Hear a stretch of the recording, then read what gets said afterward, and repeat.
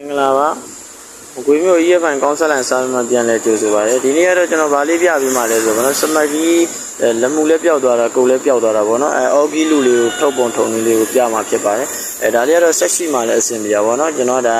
ညီကိုတွေကိုဘုသူဒ္ဓအနေနဲ့ပဲဖြစ်ဖြစ်ပေါ့နော်။ပညာလေးတစ်ခုခုပဲရကျွန်တော်ပြသမှာပဲဖြစ်ပါတယ်။အားလုံးပဲလိုက်ခဲ့ကြပါအောင်ဗျ။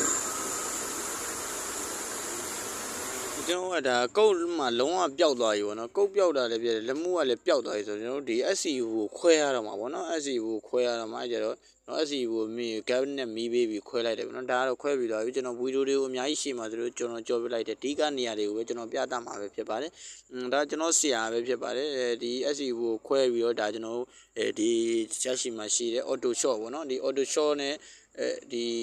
SCU ဘူးတွေကကုတ်ကိုထုတ်ပြီးတော့ကျွန်တော်လက်မှုအသစ်နဲ့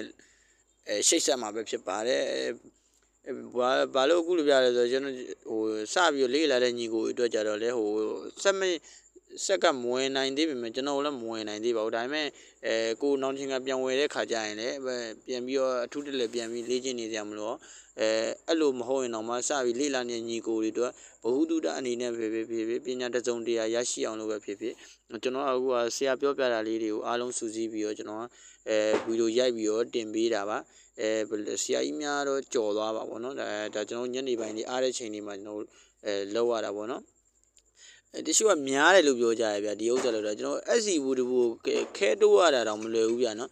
ခဲတိုးဖို့ရတော့မှကျွန်တော်တော်တော်ကြိုးစားတော့ကျွန်တော်စတင်တာဆိုအခုချိန်ကြီးကျွန်တော်ခဲတောင်တန်းအောင်မတိုးနိုင်သေးဘူးနော်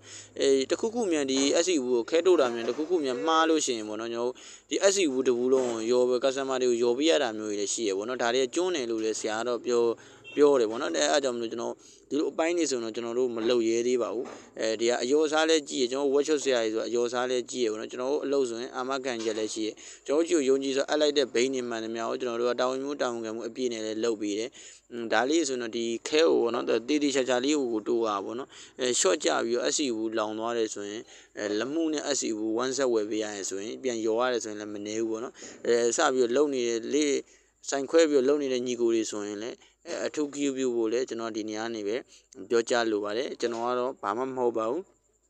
ကျွန်တော်အခုမှပျော်ဝေရနေလာပြီးတော့မကွေးမျိုး EFI ဆရာကောင်းဆက်လာရှိမှတင်တန်းစပြီးတော့လေ့လာနေတဲ့ပညာသင်အဆင့်လေးပဲရှိပါသေးတယ်ဒါလေးကိုတော့ကြိုပြောပြရစီဗျ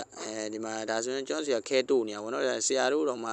ဝါရင်တပိုင်းဆရာကြီးတော့မှခဲကိုခြေတို့ရတယ်ဗောနော်ကျွန်တော်တို့လိုမနေ့တနေ့ကမှမနုမနက်လေးတွေဆိုရင်ဒါတော်တော်လေးကိုအဆင်မပြေပါဗောနော်ဒါကတော့အခုခဲလို့တို့လို့တော့ပြီးသွားပြီဗောနော်ဒါauto shot နဲ့ကျွန်တော်ဒီကုတ်ပြောက်သွားတဲ့ဥစ္စာကိုဒီ SC ဘူးတွေကနေဆက်သေးကိုဖတ်ပြီးတော့ကုတ်